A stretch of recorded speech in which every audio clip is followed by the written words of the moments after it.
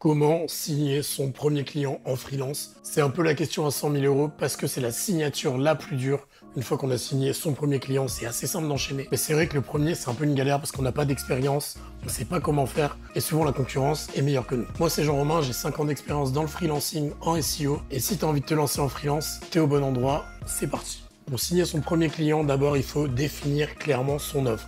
C'est le plus important, il faut savoir de quoi vous parlez quand vous vendez une prestation.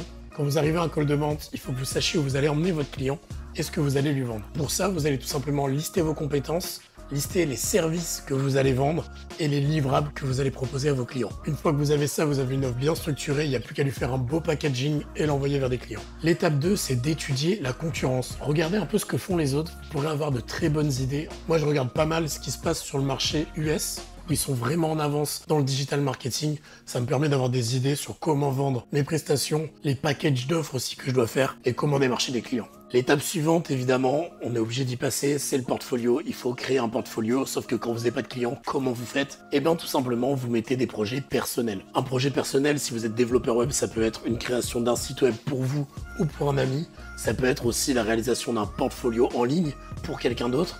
Et donc tout ça, en fait, ça va compter comme des expériences non rémunérées, certes, mais c'est quand même une expertise que vous avez acquise, donc c'est important de le mentionner. Si vous n'avez pas de projet personnel à mettre en avant, ben là, j'ai rien à vous dire, hein, c'est au boulot, les gars. L'étape suivante, c'est de créer une présence en ligne. Alors c'est un peu ce que je fais là, tout simplement. Prendre la parole sur les réseaux sociaux, essayer de prouver une expertise. Là, je parle du freelancing, mais par exemple sur LinkedIn, je parle pas mal de SEO. Et ça permet de montrer à mes clients que j'ai de l'expérience là-dedans, je sais de quoi je parle et que je suis installé dans le business. Il y a aussi une partie hyper importante que les clients adorent, c'est la transparence. Être vraiment transparent sur vos intentions, votre offre et ce que vous allez délivrer. C'est super important, je vous conseille vraiment d'être comme ça. Je connais quelques freelances qui essaient un peu d'arnaquer leurs clients en leur vendant des prestations un peu plus chères, mais ça n'a jamais fonctionné.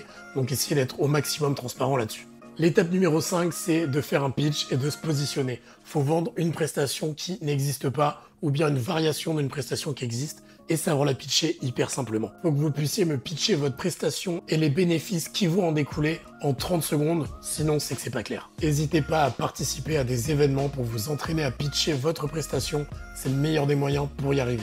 La dernière étape, et sûrement la plus importante, c'est créer de la valeur. Il faut tout simplement que quand vous parliez à un futur client, ils se disent « Ok, là, il vient de me dire un truc que je connais absolument pas, c'est super intéressant. » Et en fait, c'est sur ça que tout va se jouer. Parce que si le client, il se dit « Ok, bon, il me dit des trucs banals, tout le monde peut me le dire, je vais pas signer avec lui. » Et s'il arrive et qu'il met le point sur un problème que j'ai dans mon business, bah là, il m'intéresse et je vais pouvoir travailler avec lui. Le plus important, c'est devenir bon dans son domaine et surtout être visible par ses potentiels clients. N'hésitez pas à me suivre pour avoir d'autres tips sur la freelance. Si vous avez des questions sur comment signer vos premiers clients, on se retrouve en commentaire et je vous dis à bientôt.